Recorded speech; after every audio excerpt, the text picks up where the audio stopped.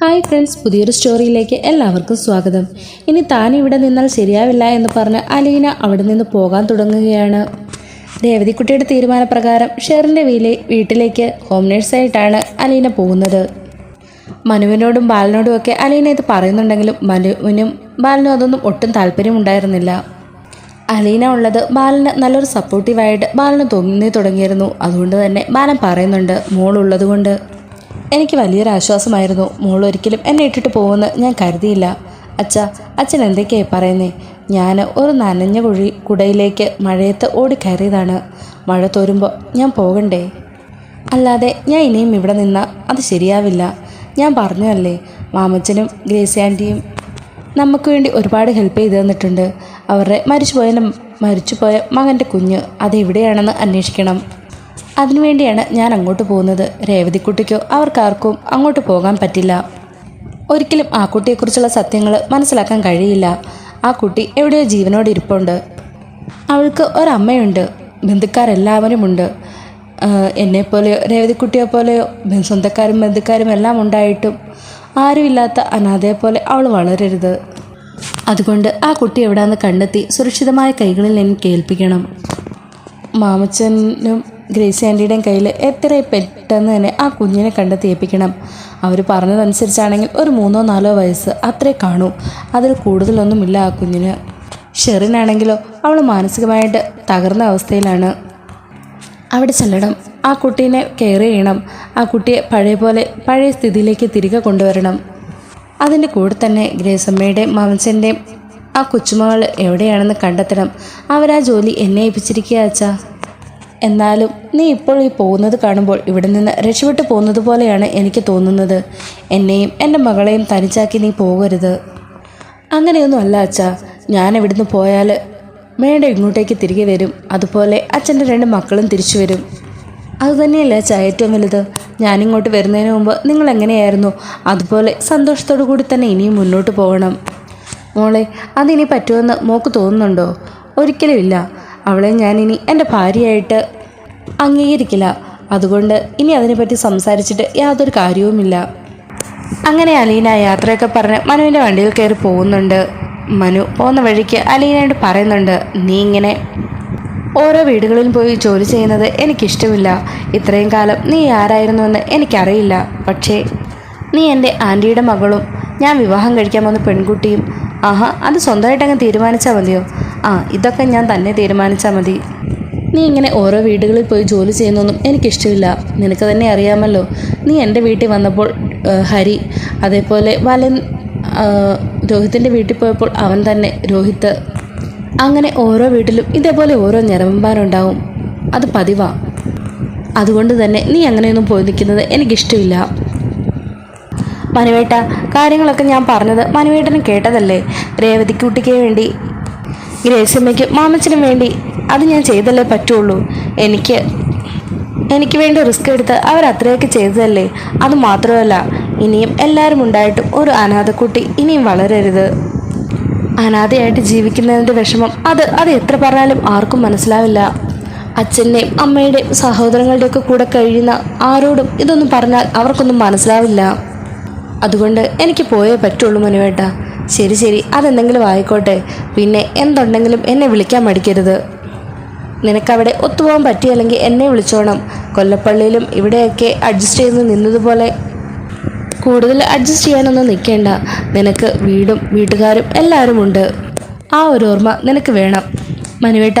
ഞാൻ ഇവിടുന്ന് പോയി കഴിഞ്ഞാൽ പിന്നെ ഇവിടെയായിട്ടുള്ള എല്ലാ ബന്ധവും അറ്റുപോകും. പക്ഷേ മനുവേട്ടൻ അങ്ങനെ ആയിരിക്കരുത്. അച്ഛനെയും അമ്മയും എങ്ങനെയെങ്കിലും ഒന്നിപ്പിക്കണം. ഈ ഡിവോഴ്സ് എങ്ങനെയെങ്കിലും ഒഴിവാക്കണം. അവർ പഴയതുപോലെ സ്നേഹത്തോടെ തന്നെ കഴിയണം. അതുപോലെ എൻ്റെ സഹോദരി ബബിത, അവളെ നോക്കിക്കോണം. അവളുടെ സ്വഭാവം എന്താണെന്നൊക്കെ മനുവേട്ടൻ അറിയാമല്ലോ. പിന്നെ അവൻ്റെ കാര്യത്തിലും ഒരു ശ്രദ്ധ വേണം. എല്ലാം ഞാൻ അച്ഛനെ പറഞ്ഞ് ഏൽപ്പിച്ചിട്ടുണ്ട്. എന്നാലും മനുവേട്ടൻ കൂടി എല്ലാം ഒന്ന് ശ്രദ്ധിക്കണം. അച്ഛനാകപ്പാടെ തകർന്ന അവസ്ഥയിലാണെന്ന് മനുവേട്ടൻ അറിയാമല്ലോ. 2 അറ്റാക്ക് കഴിഞ്ഞപ്പോൾ ഇനിയൊന്നും താങ്ങാനുള്ള കപ്പാസിറ്റി ആ പാവത്തിൻ്റെ ശരീരത്തിനില്ല. അതുകൊണ്ട് മനുവേട്ടൻ ഒന്ന് ശ്രദ്ധിച്ചോണേ. ഞാനതൊക്കെ ശ്രദ്ധിക്കുന്നുണ്ട്. ഇനിയിപ്പോൾ ബാലനങ്കിള് ഒന്നുകൂടെ ബോൾഡാവും. നീ ഇപ്പോൾ അങ്ങളുടെ ഇടയ്ക്കൊന്ന് മാറിയല്ലോ. താങ്ങാനുള്ളപ്പോഴേ തളർച്ച ഉണ്ടാവും എന്ന് പറഞ്ഞതുപോലെ നീ അടുത്തുണ്ടായിരുന്നിടത്തോളം കാലം അത് ബാലനങ്ങളുടെ ഒരാശ്വാസമായിരുന്നു. പാവം ഇനി അതില്ല. പക്ഷേ മക്കളും ഭാര്യയൊക്കെ തിരികെ വന്നു കഴിയുമ്പോൾ പഴയതെല്ലാം മറന്ന് ഒന്നിച്ച് ജീവിക്കുമായിരിക്കും എന്നിങ്ങനെ മനു പറയുകയാണ്. എന്നിട്ട് അലീനേനെ അവിടുത്തെ വീട്ടിൽ കൊണ്ടുവന്നാക്കുന്നുണ്ട്. അവിടുത്തെ കാരണവരോടും മനു പറയുന്നുണ്ട്, ഇവള് ആരും ഇല്ലാത്ത വീട്ടിലെ കുട്ടിയൊന്നുമല്ല, അനാഥയുമല്ല. ഇവക്ക് വീടും കുടുംബവും എല്ലാം ഉണ്ട്. എന്നാൽ ഇവക്ക് ഒരു സർവീസ് ചെയ്യുന്ന മൈൻഡായിപ്പോയി. അതുകൊണ്ടാണ് ഇതുപോലെ പാവങ്ങളെ സഹായിക്കുകയും അതുപോലെ എന്തെങ്കിലും രോഗം കൊണ്ട് ബുദ്ധിമുട്ടുന്നവരെ, മാനസികമായിട്ട് എന്തെങ്കിലും പ്രശ്നമുള്ളവരെയൊക്കെ നന്നായി കെയർ ചെയ്ത് കൊണ്ടുവരിക എന്നുള്ളതാണ് ഇവളുടെ ജോലി. അത് ഇവൾക്ക് ഇഷ്ടപ്പെട്ട് ചെയ്യുന്നതാണ്. അതൊന്നും കാശിന് വേണ്ടിയല്ല, അവളുടെ ഒരു മനസ്സിൻ്റെ സന്തോഷത്തിന് വേണ്ടിയിട്ട് മാത്രമാണ്. അതുകൊണ്ട് അവളെ വെറും വേലക്കാരിയാക്കാൻ ആരും കരുതണ്ട, അടുക്കളക്കാരിയാക്കാനും ആരും നോക്കണ്ട. അങ്ങനെ എന്തെങ്കിലും ഉണ്ടായാൽ അപ്പോൾ തന്നെ ഞാൻ വന്ന് കൊണ്ടുപോകും എന്നിങ്ങനെ പറയുകയാണ് മനു. അയ്യോ മോനെ, അങ്ങനെയൊന്നും ഉണ്ടാവില്ല. ഞങ്ങൾ പറഞ്ഞല്ലോ, ഞങ്ങളുടെ മകള് മാനസികമായിട്ട് വെല്ലുവിളി നേരിട്ടുകൊണ്ടിരിക്കുക. കാര്യങ്ങളൊക്കെ നിങ്ങൾ മറന്നതാണല്ലോ. ആ കുട്ടിക്ക് എപ്പോഴും ഒരു കൂട്ട് വേണം. അവളുടെ മാനസിക നില എങ്ങനെയെങ്കിലും തിരികെ കൊണ്ടുവരണം. അതിന് അലീനെ പോലെ ഒരാൾ നല്ലതാണെന്ന് തോന്നി. അലീനയെക്കുറിച്ച് ഞങ്ങൾ അന്വേഷിച്ചിരുന്നു. അപ്പോൾ തന്നെ ഞങ്ങൾക്കെല്ലാം മനസ്സിലായതാ. ഈ വീട്ടിൽ അടുക്കളപ്പണി ചെയ്യാനും മറ്റു കാര്യത്തിനുമൊക്കെ ആൾക്കാർ വേറെയുണ്ട്. അതുകൊണ്ട് തന്നെ ഒരിക്കലും ഞങ്ങളവളെ വേലക്കാരിയായിട്ട് കാണില്ല എന്ന് പറഞ്ഞ് അവർ കാര്യങ്ങളൊക്കെ പറഞ്ഞ് മനുവിനെ തിരിച്ചയക്കുന്നുണ്ട്. വിഷമത്തോടുകൂടി അലീന അവിടെ അങ്ങനെ നോക്കി നിൽക്കുമ്പോൾ വിഷമത്തോടുകൂടി തന്നെ മനുവും വണ്ടി എടുത്തുകൊണ്ട് പോകുന്നുണ്ട്. അങ്ങനെ നേരെ മനു കടപ്പാട്ടൂരേക്ക് ചെല്ലുന്നുണ്ട്. അവിടെ ചെല്ലുമ്പോൾ ബാലനും ചോദിക്കുന്നുണ്ട്, അല്ല അലീനയെ അവിടെ കൊണ്ടാക്കിയോ? ആ, കൊണ്ടാക്കിയെങ്കിൽ. ശരിക്കും അലീന അതിനുവേണ്ടി പോയതൊന്നും ആയിരിക്കില്ല. വൈജ എങ്ങനെയെങ്കിലും ഇങ്ങോട്ടേക്ക് തിരിച്ചു വരണം. അതിനു വേണ്ടിയിട്ടാണ് അവൾ ഈ പരാക്രമങ്ങളൊക്കെ കാണിച്ചത്. അതെനിക്കും തോന്നിയെങ്കിലേ ഇത് അവൾക്കൊരു കാരണം മാത്രമേ ഉള്ളൂ. ആൻറ്റി എങ്ങനെയെങ്കിലും ഇങ്ങോട്ടേക്ക് വരണം, അത് മാത്രമായിരുന്നു അവളുടെ ലക്ഷ്യം എന്നിങ്ങനെ പറയാണ്. മനു തിരികെ വീട്ടിൽ ചെന്നിട്ട് കാര്യങ്ങളെല്ലാം ഗംഗേട്ടനെ വിളിച്ചറിയിക്കുകയാണ്. മനു സംസാരിക്കുന്ന കാര്യങ്ങളൊക്കെ കമല ഒളിഞ്ഞു നിന്ന് കേൾക്കുന്നുണ്ട്. ഓഹോ, അപ്പോൾ അലീന അവൾ അവിടെ നിന്ന് പോയി അല്ലേ? നല്ല കാര്യം എന്നിങ്ങനെ പറയുകയാണ്. അന്ന് രാത്രി തന്നെ മനു എറണാകുളത്തേക്ക് തിരിച്ചു പോവുകയാണ്. കമല ഈ കാര്യങ്ങളൊക്കെ ചൂടോടുകൂടി തന്നെ വൈജയനെ വിളിച്ചറിയിക്കുന്നുണ്ട്. ഡി വൈജയ്, നീ ഒരു കാര്യം പറഞ്ഞോ? എന്താ കമലയെടുത്തി? അവൾ പോയിന്ന്. ആ അലീന. ആര്? അലീനയോ? അവളെവിടെ പോയെന്ന്? ആഹാ, അലീന പോയോ?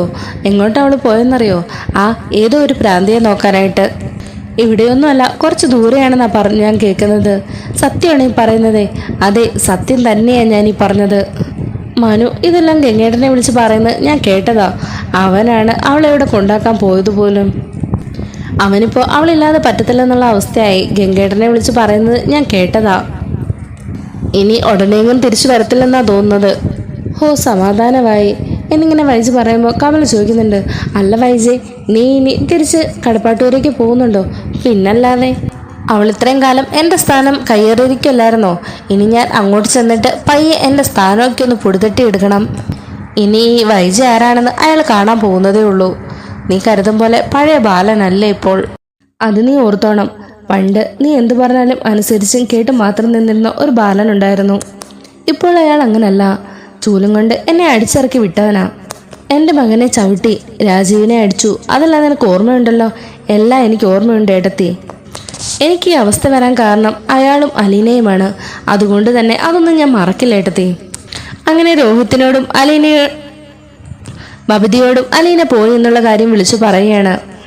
അപ്പോൾ അമ്മേ, നമുക്ക് തിരിച്ചു പോകാൻ പറ്റുമോ എന്ന് രോഹിത് ചോദിക്കുമ്പോഴത്തേക്കും ബബിത പറയുന്നുണ്ട്, ഷോ, അത് വേണ്ടായിരുന്നു.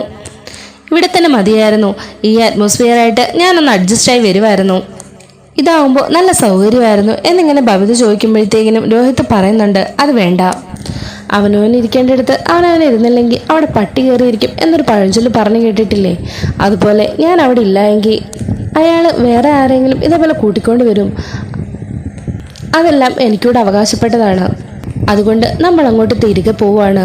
ആ അലീന ഇനി ഒരിക്കലും തിരിച്ചു വരില്ലെന്നാ പറഞ്ഞു കേട്ടത്. അല്ലമ്മേ, എന്നാലും ആ അലീന അവളിത് എങ്ങോട്ട് പോയതാ?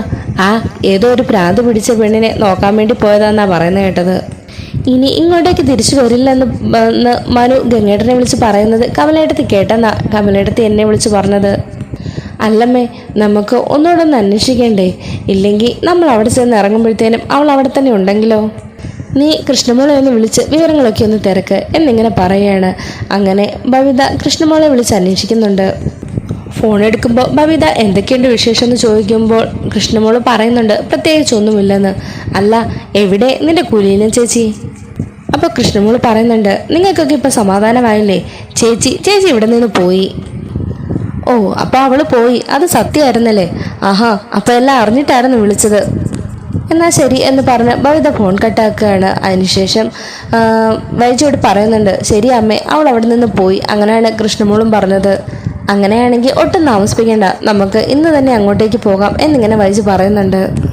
അല്ല, അമ്മയ്ക്ക് അച്ഛനെ ഫേസ് ചെയ്യാൻ മടിയൊന്നുമില്ലേ? നമ്മൾ ഇന്നലെ അവിടെ നിന്ന് ഇറങ്ങി വന്നതല്ലേ? അല്ല, ഞാൻ എന്തിനാണ് അതിന് മടിക്കുന്നത്? അങ്ങേര് ചെയ്ത പോലെ ഒരു തെറ്റും ഞാൻ ചെയ്തിട്ടില്ല, പിന്നെ ഞാൻ എന്തിനാണ് അതിന് മടിക്കുന്നത്? അങ്ങേരല്ലേ എൻ്റെ മുഖത്ത് നോക്കാൻ മടി കാണിക്കേണ്ടത്? അങ്ങേരല്ലേ കണ്ടവളുമാരെ വീട്ടിലേക്ക് കൂട്ടിക്കൊണ്ട് വന്നത്, അല്ലാതെ ഞാനല്ലല്ലോ. അവളുടെ ആവശ്യം കഴിഞ്ഞപ്പോൾ പൊടിയും തട്ടിപ്പോയി. മിക്കവാറും ബാലേന്ദ്രൻ്റെ നല്ലൊരു തുകയും കൈക്കലാക്കിയിട്ടായിരിക്കും അവൾ പോയിരിക്കുന്നത്. എങ്ങനെ പോയാലും കോടികളുടെ സ്വത്ത് അയാൾക്കുണ്ടല്ലോ. അപ്പോൾ അതിൽ നിന്ന് കുറച്ച് കിട്ടിയാൽ അവൾക്ക് എന്താ പുളിക്കുവോ? അത് കിട്ടിയത് കൊണ്ട് അവൾ പോയതായിരിക്കും എന്നൊക്കെ ഇങ്ങനെ വൈജ പറയുന്നുണ്ട്. അങ്ങനെ വൈജ അവിടുത്തെ ഹോം നേഴ്സിനോട് പറയുന്നുണ്ട്, ഇന്ന് തന്നെ ഈ വീട് നമ്മൾ വെക്കേറ്റ് ചെയ്യാണ്. എന്നിട്ട് നമ്മൾ എൻ്റെ വീട്ടിലേക്ക് പോവാണ്, എൻ്റെ സ്വന്തം വീട്ടിലേക്ക്. അല്ല മേഡം, അവിടെ ചെന്നാൽ പണി കൂടുതലുണ്ടോ? പണി കൂടുതലുണ്ടോയെന്ന് ചോദിച്ചാൽ ഇതിനെക്കാട്ടിലൊക്കെ വലിയ വീടാണ്. പിന്നെ എൻ്റെ മകളും ഇവരുടെ അച്ഛനും ഉണ്ട് അവിടെ. അവരുടെ കാര്യം കൂടെ നോക്കേണ്ടി വരും. അതിനുവേണ്ടി വേണമെങ്കിൽ നിനക്ക് കുറച്ച് കാസ്റ്റ് ഞാൻ എക്സ്ട്രാ തന്നേക്കാം എന്നിങ്ങനെ പറയുമ്പോഴത്തേനും ശരി മേഡം എന്ന് പറയുകയാണ്. അങ്ങനെ ഇവർ വേറെ വണ്ടി വിളിക്കുകയാണ്. വണ്ടി വിളിച്ചിട്ടും അതുപോലെ ആ ബ്രോക്കറെ വിളിച്ചിട്ടും വീടിൻ്റെ കാര്യമൊക്കെ പറഞ്ഞ് എല്ലാം പൈസ എല്ലാം കൊടുത്ത് എല്ലാം സെറ്റിലാക്കുന്നുണ്ട്. പിറ്റേ ദിവസം തന്നെ അവർ ആ വീട് വെക്കറ്റ് ചെയ്ത് അങ്ങോട്ട് പോകുന്നുണ്ട്. അതേപോലെ ശിവനും രാജീവനും വിളിച്ച് ആ വീട് വെക്കറ്റ് ചെയ്ത കാര്യം പറയുന്നുമുണ്ട്. അപ്പോൾ ശിവനും രാജീവനും പറയുന്നുണ്ട്, നീയാണ് കൊള്ളാലോ വൈജെ, അലീന പോകാൻ വേണ്ടി നീ കാത്തിരിക്കുമായിരുന്നല്ലേ? എന്തായാലും കഷ്ടമുണ്ട്. അല്ല രാജീവേട്ട, നിങ്ങൾക്കൊക്കെ ഇതെന്താ പറ്റിയത്? ആ അലീന അയാളുടെ അവിഹിതമാണെന്ന് ഇത്രയായിട്ട് നിങ്ങൾക്കൊന്നും മനസ്സിലായില്ലേ? അത് അവിഹിതമല്ല, അത് അയാളുടെ മകളാണ്. ആ ശരി, സമ്മതിച്ചു, അയാളുടെ അവിഹിതത്തിലുണ്ടായ മകള് അല്ലേ? അങ്ങനെയുള്ളപ്പോൾ നിങ്ങൾ എന്നെയല്ലേ സപ്പോർട്ട് ചെയ്യേണ്ടത്, അല്ലാതെ അയാളെയാണോ? നിങ്ങൾക്കൊക്കെ എന്താ പറ്റിയത്? എനിക്കൊന്നും മനസ്സിലാവുന്നില്ല. പറ്റിയതൊന്നും പറയാതിരിക്കുന്നതാണ് നല്ലത്. എന്തായാലും അലീന പോയി അല്ലേ? എന്തായാലും ഞങ്ങളൊന്ന് വിളിച്ച് അന്വേഷിക്കട്ടെ, അതിനുശേഷം കാര്യങ്ങളൊക്കെ പറയാം. നീ ഇപ്പോൾ കടപ്പാട്ടൂരേക്ക് പോവാണോ? അതെ, ഇനിയിപ്പം എനിക്ക് മാറി നിൽക്കേണ്ട കാര്യമൊന്നുമില്ലല്ലോ. ഇവർക്കൂടെ അവകാശപ്പെട്ട മുതലല്ലേ അത്. അതിനി കണ്ടോളുമാർ കൊണ്ടുപോയി തിന്നണ്ട. എന്തായാലും ഞാൻ അങ്ങോട്ടേക്ക് പോവാ എന്നിങ്ങനെ പറയുന്നുണ്ട്. അപ്പം തന്നെ രാജീവനും ശിവനും കൂടി മനുവിനെ വിളിക്കുന്നുണ്ട്. കേട്ടതൊക്കെ സത്യമാണോടാ? ആ, എല്ലാം സത്യമാച്ചാ. നിങ്ങളെ വിളിച്ചിട്ട് കിട്ടിയില്ല, അതുകൊണ്ട് വല്യച്ഛനെ വിളിച്ച് കാര്യങ്ങളെല്ലാം ഞാൻ പറഞ്ഞായിരുന്നു. ഞാൻ അവളെ എവിടെ കൊണ്ടുവന്നാക്കിയത്. അവളിപ്പോൾ അവിടെ നിന്ന് പോയത് നല്ലത് തന്നെയാ. ഇവർ രണ്ടുപേരും ഒന്ന് ഒന്നിക്കുമല്ലോ എന്നിങ്ങനെ ശിവനിങ്ങനെ പറയുമ്പം അതെന്ത് വർത്താനാച്ചായി പറയുന്നത്? അവൾ ആരുടെ മകളാ? അവളവിടെ നിൽക്കേണ്ടത് വൈജാൻറ്റിയുടെ ആവശ്യമല്ലേ? അവൾ വൈജാൻറ്റിയുടെ മകളല്ലേ എന്നിങ്ങനെ ചോദിക്കുകയാണ്. എന്നാൽ പോലും അവരിപ്പോൾ രണ്ടുപേരും ഡിവേഴ്സിൻ്റെ വക്കിലല്ലേ? ആ സമയത്ത് അവൾ കുറച്ച് ദിവസം മാറി നിൽക്കുന്നതന്നെയാണ് നല്ലത്. ഇവർ തമ്മിലുള്ള പ്രശ്നം പരിഹരിച്ച് രണ്ടുപേരുടെ ഒന്ന് ഒത്തൊരുമേൽ പോവുകയാണെങ്കിൽ നമുക്ക് വൈജനെ കാര്യങ്ങളൊക്കെ പറഞ്ഞ് മനസ്സിലാക്കാം. അതോടുകൂടി അലീനെ തിരിച്ചു കൊണ്ടുവരാൻ സാധിക്കുമല്ലോ. അതുവരെ തൽക്കാലം അവളൊന്ന് മാറി നിൽക്കുന്നത് തന്നെയാണ് നല്ലത് എന്നിങ്ങനെ ശിവൻ പറയുവാണ്. അതിനുശേഷം വൈജ തൻ്റെ മക്കളെയുമായിട്ട് കാറിൽ നേരെ കടപ്പാട്ടൂരേക്ക് വന്ന് ഇറങ്ങുന്നുണ്ട്. ഓണടിക്കുമ്പോൾ തന്നെ കൃഷ്ണ വാതിക്ക് വന്നതെന്ന് നോക്കുമ്പോൾ തന്നെ സഹോദരങ്ങളും അമ്മയും. അവൾ ഒത്തിരി നാൾ കൂടിയാണല്ലോ അമ്മയെ കാണുന്നത് തന്നെ. അല്ല, നിങ്ങളെല്ലാം എന്താ ഇവിടെ? അതെന്ത് ചോദ്യമാടി? ഇതെൻ്റെ വീടല്ലേ, എനിക്കിവിടെ വന്നൂടെ? അല്ല, ഇതൊന്നും അല്ലല്ലോ അമ്മ മുമ്പേ പറഞ്ഞത്. ഇത് അമ്മയുടെ ഭർത്താവിൻ്റെ വീടാണെന്നല്ലേ പറഞ്ഞേ. ഇവിടെ അമ്മയ്ക്ക് യാതൊരു അവകാശവും എന്നും പറഞ്ഞല്ലേ അമ്മ ഇവിടുന്ന് ഇറങ്ങിപ്പോയത്. അതുമാത്രമല്ല, അലീന ചേച്ചി ഇവിടെ ഉണ്ടെങ്കിൽ അമ്മ ഇങ്ങോട്ട് വരികയല്ലെന്നും അമ്മ പറഞ്ഞില്ലേ. അതിന് അവളിവിടെ നിന്ന് പോയല്ലോ. ഓഹോ, അപ്പോൾ അതറിഞ്ഞിട്ടുള്ള വരവാണ് എന്നിങ്ങനെ കൃഷ്ണമോള് ചോദിക്കുകയാണ്. നിന്ന് ചലക്കാതെ മാറി നിൽക്കടി അങ്ങോട്ട് എന്നും പറഞ്ഞ് അവളെ തട്ടിമാറ്റി വൈജയ് മക്കളുടെ അകത്തേക്ക് കയറി ചെല്ലുന്നുണ്ട്. ഈ സമയം ബാലൻ ഒന്ന് ഫ്രഷായിട്ട് താഴേക്ക് ഇറങ്ങി വരികയായിരിക്കും. ഇവർ മൂന്നുപേരും ഉള്ളിൽ നിൽക്കുന്നത് കണ്ട് അവനൊന്ന് അന്തിച്ചു പോകുന്നുണ്ട്. കൃഷ്ണയോട് ബാലൻ ചോദിക്കുന്നുണ്ട്. എന്താ മോളെ ഇത്, പരിചയമില്ലാത്ത കുറെ അന്തേവാസികളൊക്കെ വന്നിരിക്കുന്നല്ലോ. വൈജ അതിന് മറുപടി ഒന്നും കൊടുക്കുന്നില്ല. തൻ്റെ സെർവൻറ്റിനോട് അടുക്കള അവിടെയാണ്, പോയി തനിക്കുള്ള ബ്രേക്ക്ഫാസ്റ്റ് ഉണ്ടാക്കിക്കൊണ്ട് വായെന്ന് പറയുകയാണ്. രോഹിത്തെ, ഇതെൻ്റെ റൂമിലേക്ക് വെച്ചേരെ എന്നും പറഞ്ഞ് ലഗേജ് രോഹിത്തിനെ ഏൽപ്പിക്കുന്നുണ്ട്. ബബിത വൈജയെ താങ്ങി പിടിച്ചുകൊണ്ട് റൂമിലേക്ക് പോവുകയാണ്. അതിൻ്റെ പിന്നാലെ തന്നെ ലഗേജും കാര്യങ്ങളും ഒക്കെ ആയിട്ട് രോഹിത്തും കൂടെ തന്നെ പോകുന്നുണ്ട്. അപ്പോൾ ബാലൻ്റെ വന്നിട്ട് കൃഷ്ണയോട് ചോദിക്കുന്നുണ്ട്, അലീന ഇവിടെ നിന്ന് പോയ കാര്യം നിൻ്റെ അമ്മ അറിഞ്ഞല്ലേടി? ആ അതെ അച്ഛാ, അമ്മ അറിഞ്ഞിരുന്നു. ഇന്നലെ വൈകുന്നേരം ബബിതേച്ചി വിളിച്ച് എന്നോട് ചോദിച്ചിരുന്നു. അപ്പോൾ ഞാൻ പറഞ്ഞായിരുന്നു. പക്ഷേ ഞാൻ പറയുന്നതിന് മുമ്പേ ബബിതേച്ചി അലീനേച്ചി പോയ കാര്യം അറിഞ്ഞിരുന്നു. മിക്കവാറും അത് കമലയടുത്തിയായിരിക്കും പറഞ്ഞത്. ഇതുപോലെയുള്ള കാര്യങ്ങളൊക്കെ ഒപ്പിച്ചു കൊടുക്കുന്നത് ബബിതയാണല്ലോ. അതുകൊണ്ട് കമലയായിരിക്കുമല്ലോ. കമല തന്നെയായിരിക്കും ഇതും അറിയിച്ചിട്ടുണ്ടാവുക. അത് ശരിയാ, കമലൻ്റെ തന്നെയായിരിക്കും ഇക്കാര്യം പറഞ്ഞു കൊടുത്തിട്ടുണ്ടാവുക. എന്തായാലും അമ്മ തിരിച്ചു വന്നപ്പോൾ മനസ്സിനൊരു സന്തോഷം. നിന്റെ മനസ്സിൽ ചിലപ്പോൾ സന്തോഷമായിരിക്കും, പക്ഷേ എനിക്ക് എൻ്റെ മനസ്സമാധാനം പോയി. അച്ഛാ, അതങ്ങനെയല്ല. ഞാൻ അമ്മയുടെ മകളല്ലേ. എനിക്ക് അമ്മയുടെ കൂടെ നിൽക്കാൻ ആഗ്രഹമില്ലേ? ഇത്രയും നാളും അമ്മയില്ലാത്തതിൻ്റെ ഒരു വല്ലാത്ത ശൂന്യതയായിരുന്നു ഇവിടെ. ഇപ്പോൾ അതെല്ലാം മാറി. അമ്മ വന്നതോടുകൂടി ഒരുപാട് ആളുകൾ വീട്ടിലേക്ക് വന്നതുപോലെ ഒരു തോന്നലായി. ഇതുവരെയും അലീന ചേച്ചി പോയതിൻ്റെ ഒരു സങ്കടത്തിലായിരുന്നു ഞാൻ. ഇപ്പം എന്തായാലും അത് മാറിക്കിട്ടി. മോൾക്ക് കാര്യങ്ങളൊക്കെ അറിയാലോ. എന്നാലും അച്ഛന് പെട്ടെന്ന് നിന്റെ അമ്മയെ അംഗീകരിക്കാൻ പറ്റില്ല. അവള് മോളുടെ അമ്മയാ, എൻ്റെ 3 മക്കളെ പ്രസവിച്ചവളാ. എന്നാലും അവള് എന്നോട് ചെയ്ത ചതി, ആ കൊടുംചതി, ഒരിക്കലും അതങ്ങോട്ട് അംഗീകരിക്കാൻ എനിക്കാവുന്നില്ല. അതൊന്ന് ക്ഷമിക്കാനും എന്നെക്കൊണ്ട് കഴിയുന്നില്ല.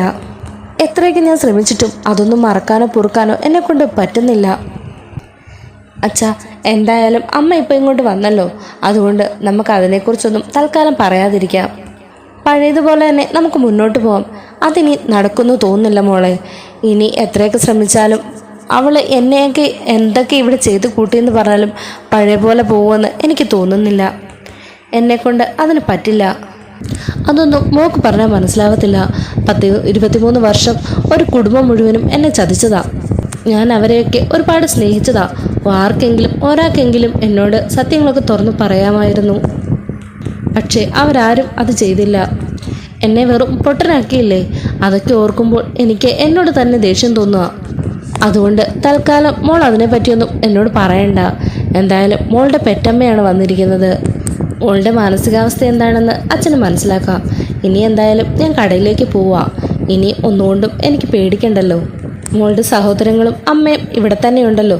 പോരാത്തിന് ഒരു സർവൻറ്റും വന്നിട്ടുണ്ട്.